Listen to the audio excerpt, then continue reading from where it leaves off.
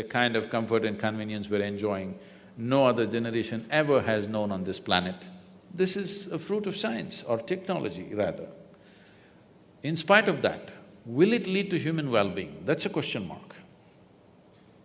Comfort and convenience will come, but will well-being come? That's a question mark, because if you look back on the humanity, let's say 100 years ago or 1,000 years ago, how people were and how people are you today, are you more joyful than them? Are you more blissed out than them?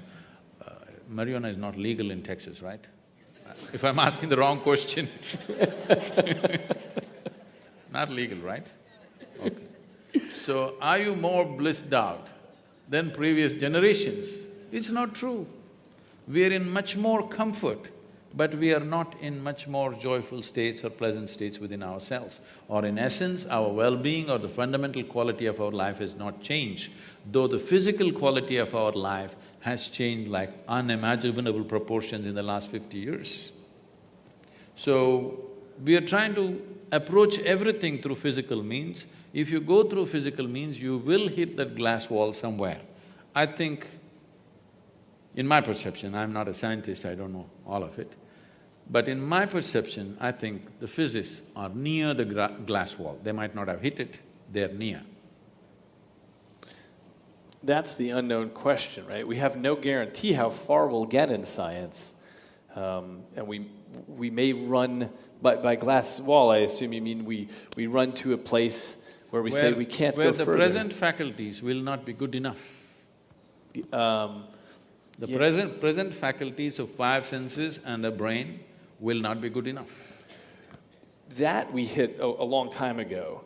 So for example, things like quantum physics, you can't understand it, but you can write it down in equations that make predictions accurate out to 14 decimal places. So we think it's pretty good, and we can build new things out of it, that we can see things much smaller and much farther away than we ever could before. We understand the wondrousness and the subtleness of everything around us much better than we did before.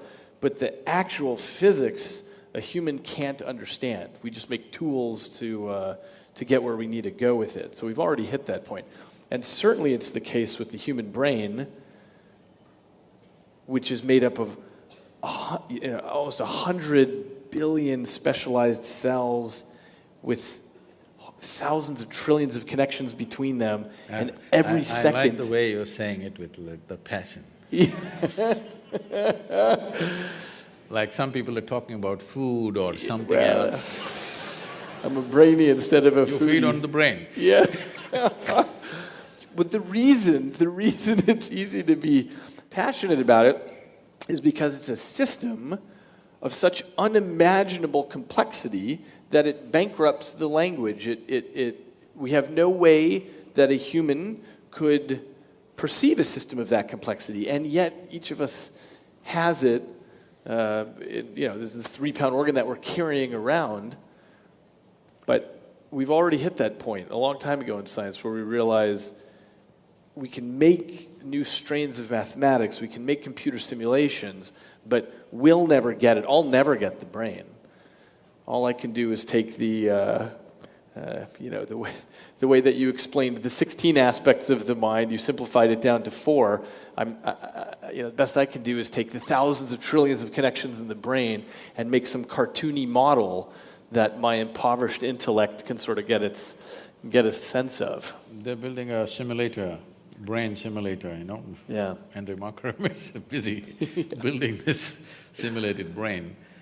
All that is fine. We are looking at the physical mechanics of what's happening.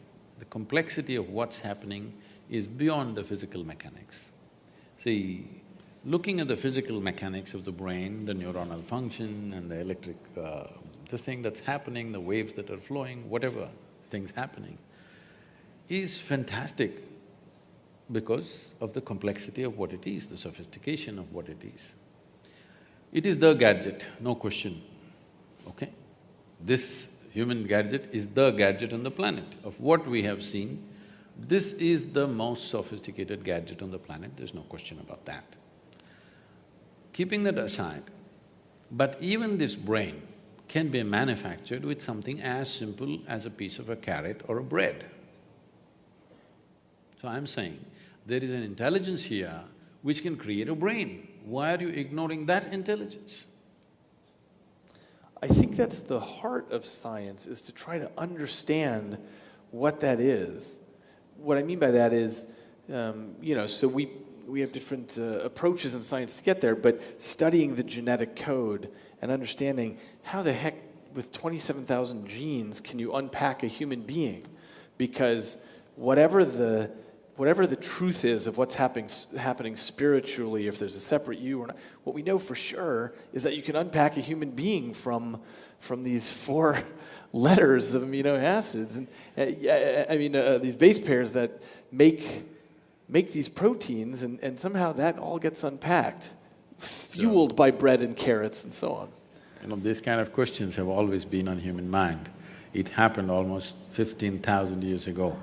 Adi Yogi, that means the first yogi, he had 7 disciples. These 7 disciples are full of questions. Some of them are astronomers, some of them are serious mathematicians, things like this. They have a million questions. After some time, Adi Yogi is bored with their questions because whatever they ask, it's just a product of their intellect. They're not able to ask a question beyond that. So they ask, what is the nature of this, your cosmos? Where does it begin? Where does it end? How big is it?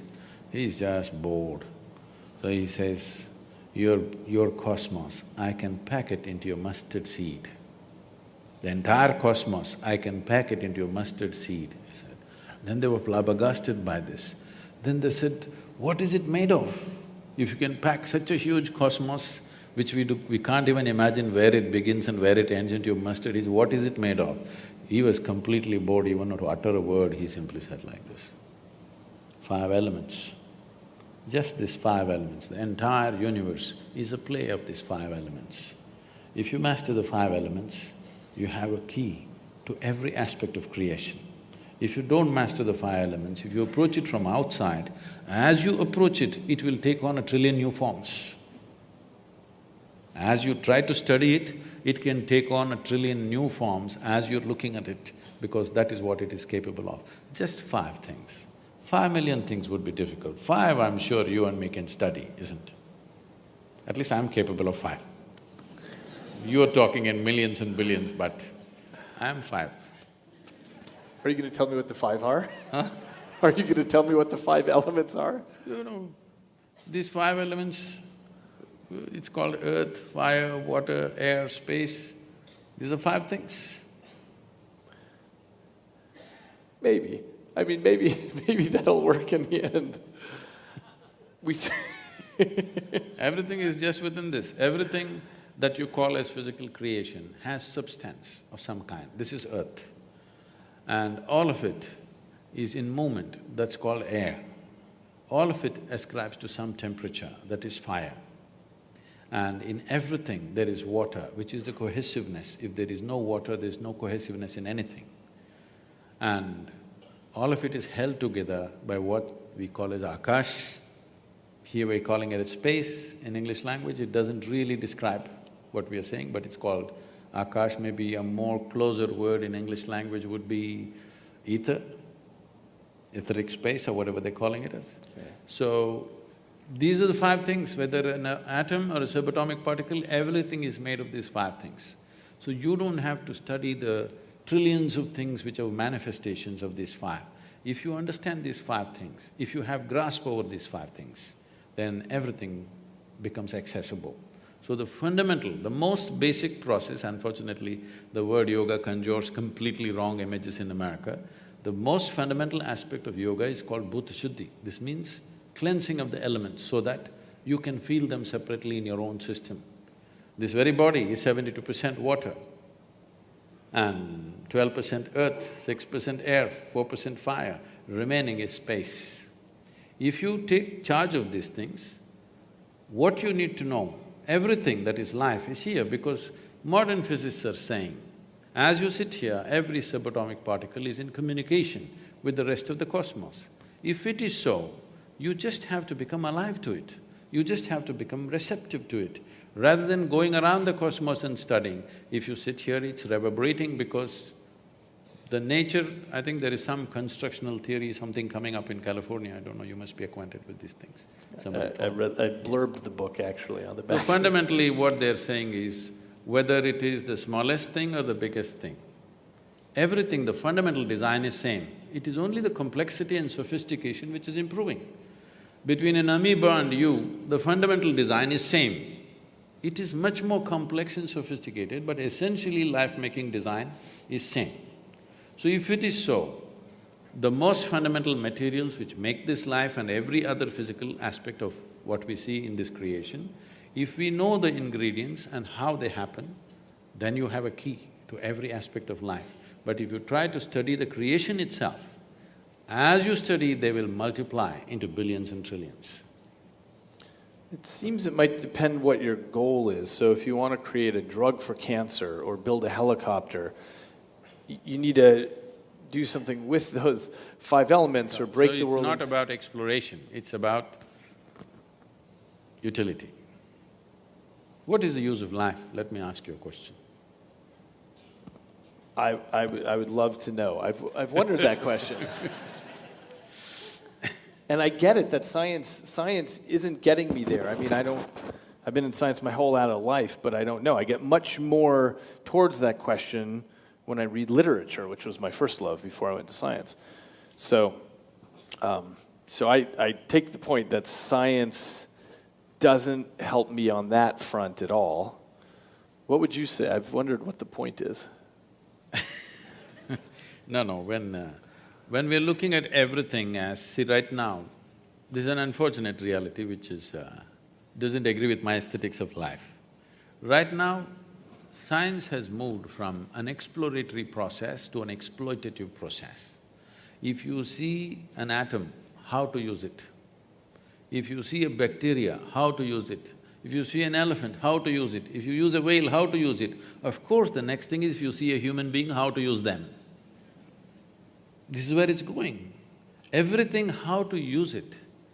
This is not what life is about. You may get to know how to use every damn thing, but still, life won't get any better.